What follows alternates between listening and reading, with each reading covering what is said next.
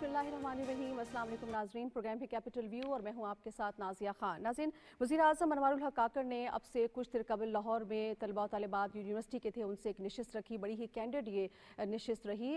तलबा तालिबात ने मुख्तलिफ़ किस्म के अहम नौइयत के सवालात भी पूछे, जिसमें मुल्क में आने वाले इंतखाबात के हवाले से सवालात शामिल थे। फिर नौजवानों का मुल्क की तरक्की में किरदार क्या होना चाहिए, उस हवाले से बात की गई। मसला फ़लस्तीन, मुल्क की माशी सूरत हाल, मुल्क की सियासी सूरत हाल और इस वक्त जो मुल्क को दरपेश चैलेंजेस हैं, उन तमाम हवालों से सवालात किए गए, जिनके जवाबात में वज़ीर आज़म ने रियासत पाकिस्तान क्या सोचती है, क्या मौक़िफ़ रखती है, किस अंदाज़ में इन तमाम मामलात को देखती है और क्या पॉलिसी रखती है, इस हवाले से वज़ीर आज़म ने बहुत ही मुदल्लिल और मौसर अंदाज में सेर हासिल जवाबात भी दिए। कल भी वज़ीर आज़म चूँकि लाहौर ही में मौजूद थे, आप जानते हैं, वहाँ पर उन्होंने लाहौर में सहूलत सेंटर का इफ्तिताह भी किया और मीडिया इंटरेक्शन भी हुई।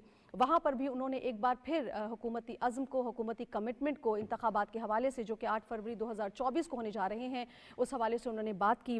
साथ साथ उन्होंने ये भी बात की, जो बड़ा अहम उनका नुक्ता था, कि 98% जो बलोच हैं वो कौम परस्त रियासत के साथ हैं। मसला जो है वो रियासत पाकिस्तान का उन तंजीमों के साथ है, उन दहशतगर्द तंजीमों के साथ है जो मुल्क के अमन को सबोताश करने की बात करते हैं या फिर जो कि रॉ से फंडेड हैं।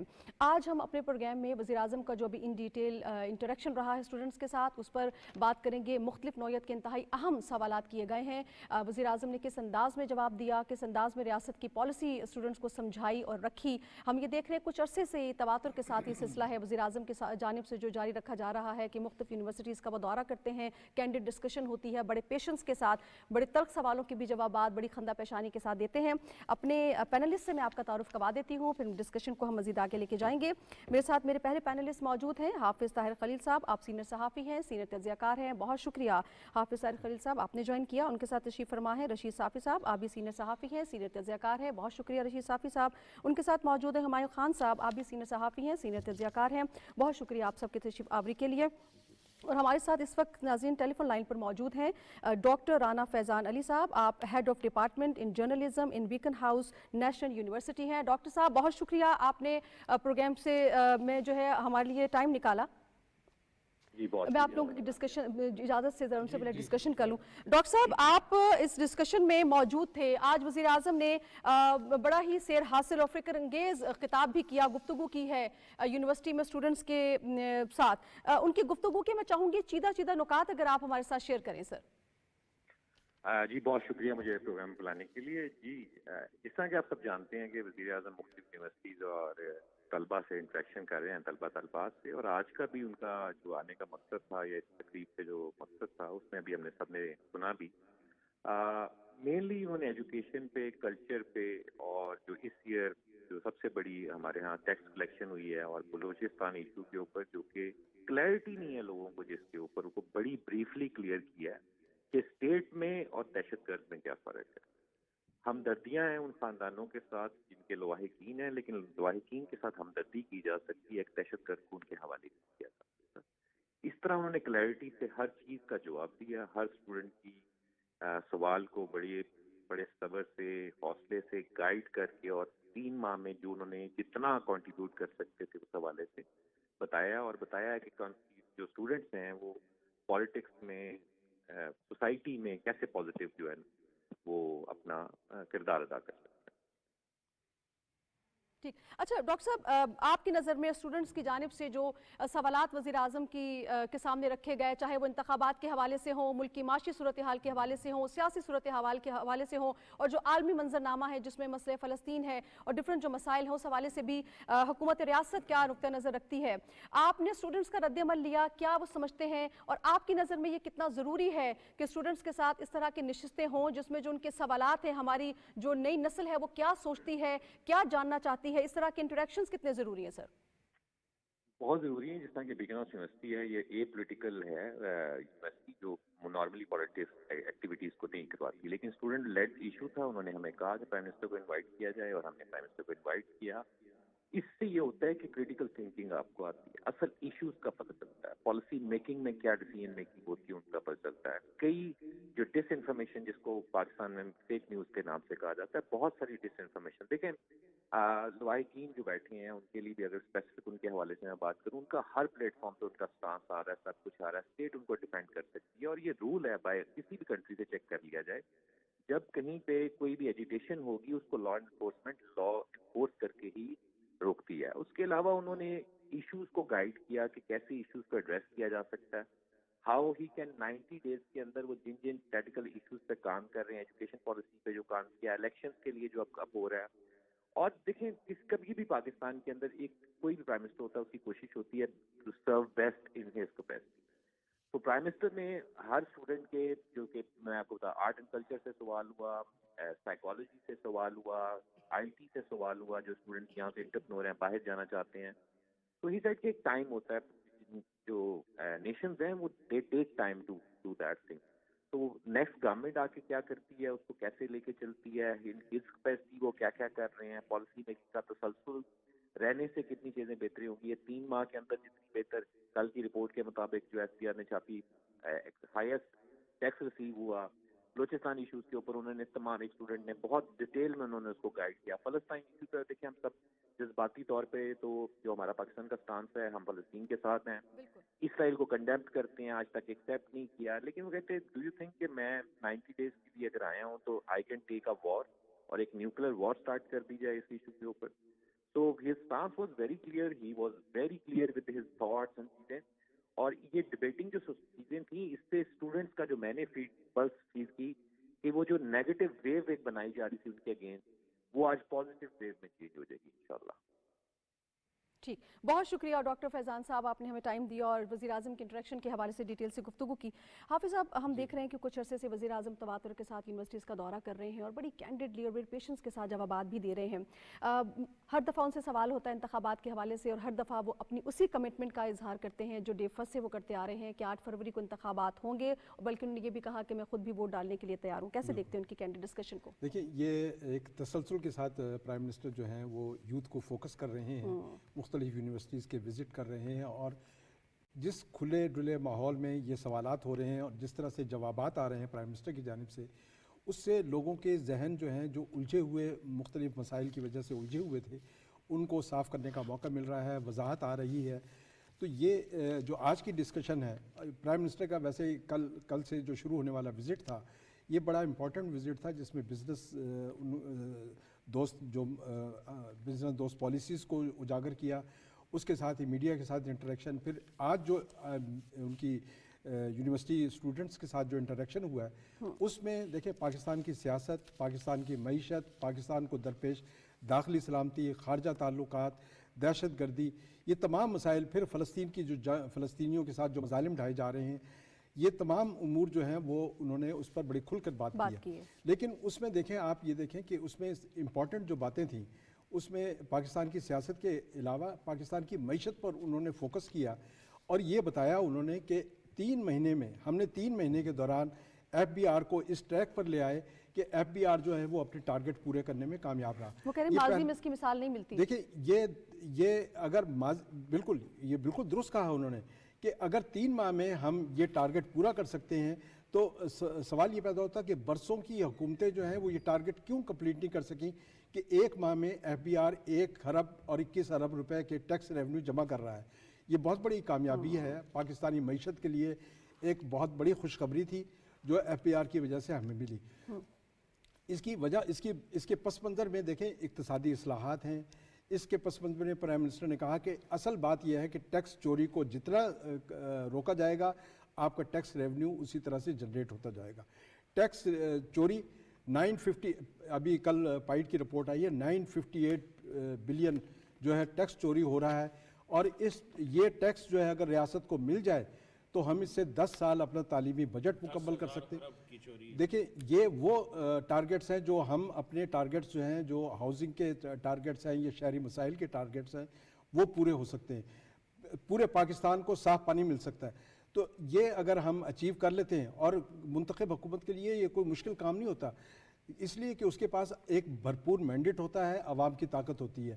تو پرائم منسٹر نے یہ واضح کیا کہ اگر پختہ عزم ہو اور منصوبہ بندی ہو, پائیدار پالیسیاں ہوں, جامع جو ہے حکمت عملی ہو, اور اس کے علاوہ ایک ٹارگٹ مقرر کیے جائیں, ٹارگٹ اورینٹڈ پالیسیز ہوں, تو یہ جو ہیں, یہ ہم جو اہداف ہیں خواہ وہ سیاست کے اہداف ہو، خواہ وہ معیشت کے اہداف ہو، داخلی سلامتی ہو یا خارجہ تعلقات ہو، یہ تمام شعبے جو ہیں وہ کامیابیاں ہمیں جو ہے مل سکتی ہیں۔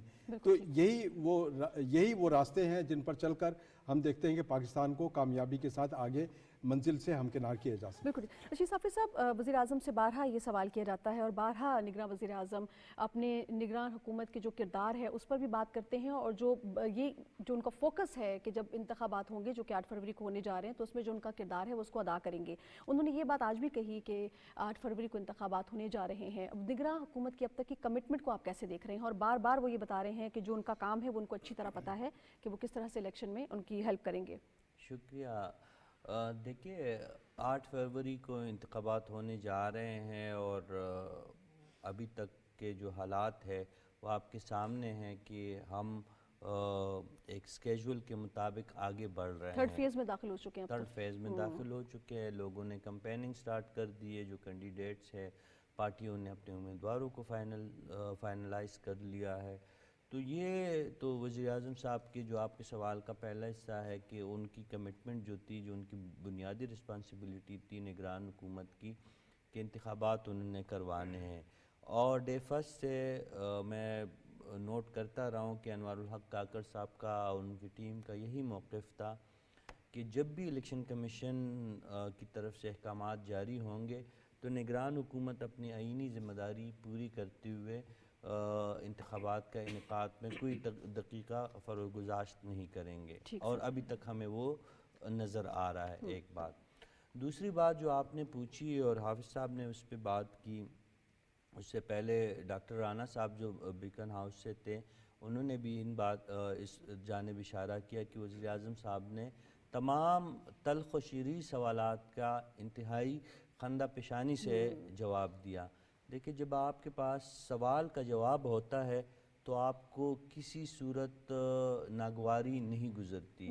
آپ مجھ سے اگر ایسا سوال کریں گی جس کا میرے پاس جواب نہیں ہوگا تو شاید میں آپ کے ساتھ الجھ پڑوں اور اب مجھے ناگوار وہ بات گزر جائے۔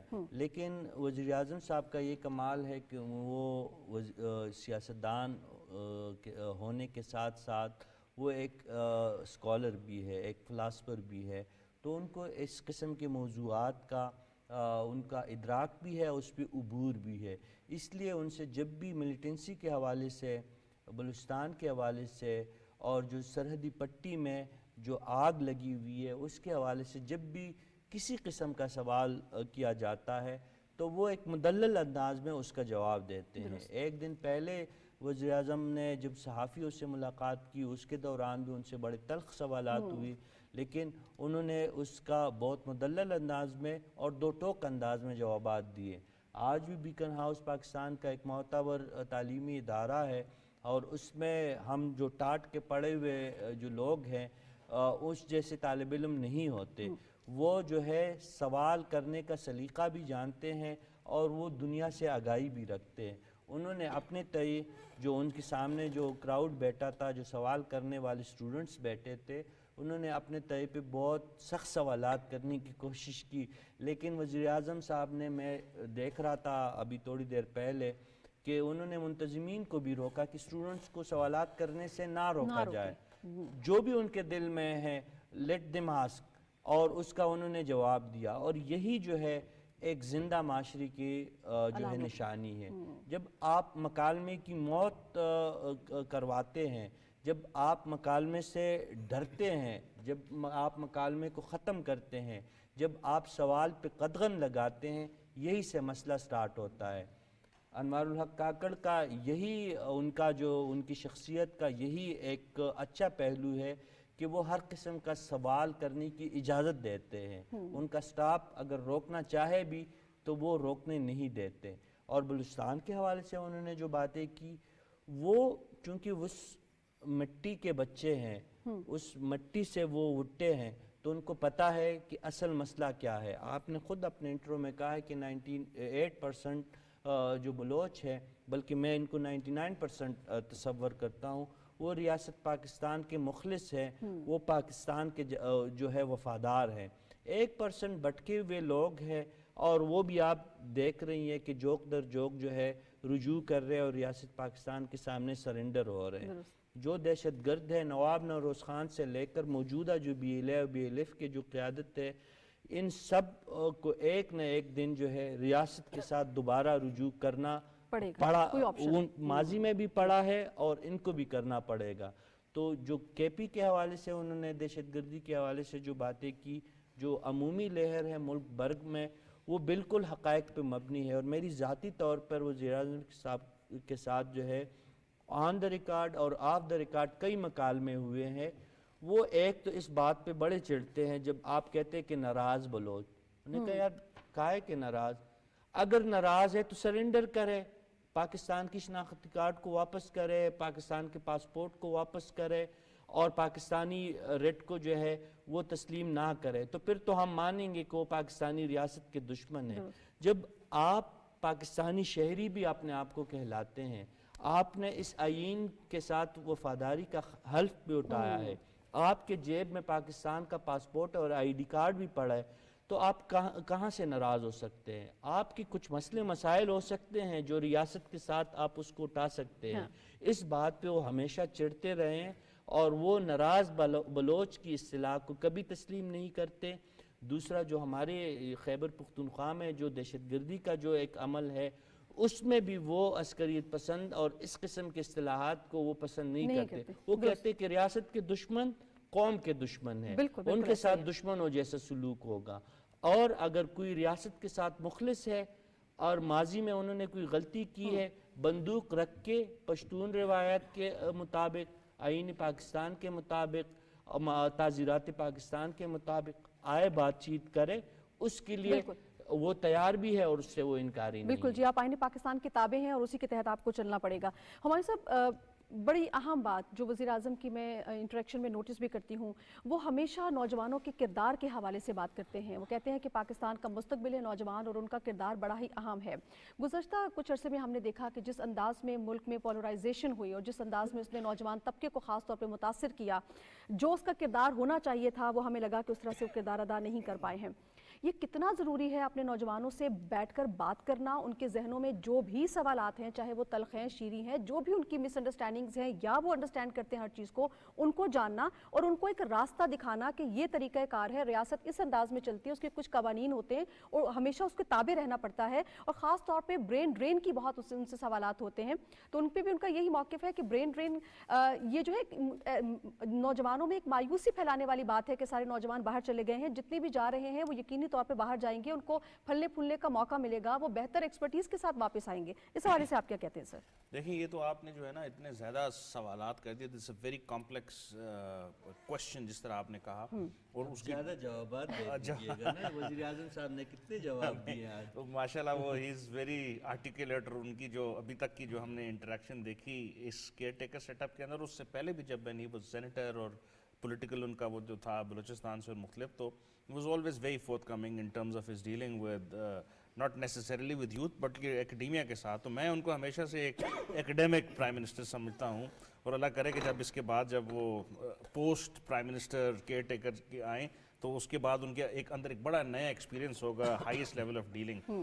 آج کی یہ جو آپ کے سوالات تھے, اس میں میرا خیال ہے پاکستان کو اگر ہم ڈیموگرافکلی دیکھیں تو اس وقت ہم ساؤتھ ایشیا کے اندر سب سے بڑا وہ ایسا ملک ہیں جس میں 63% ہماری پاپولیشن جو ہے وہ 15 سے 33 سال کے اندر آتی ہے. It's a huge labour force.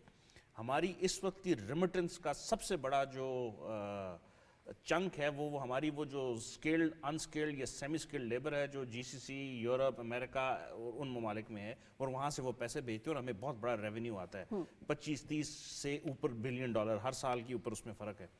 یہاں سے بات شروع کریں. اب ہم پچھلی جو کل والا جو شو تھا اس کو بھی میں تھوڑا سا ایسوسیٹ کروں تو ہم نے جو فوکس کیا ہوا ہے کہ وہ ہے سی پیک فیز 2 اور ایس آئی ایف سی کو ملا کے انویسٹمنٹ کرنی ہے اور اپنی لیبر کو سکلڈ کر کے دنیا کے مختلف ملکوں میں بھیجنا ہے.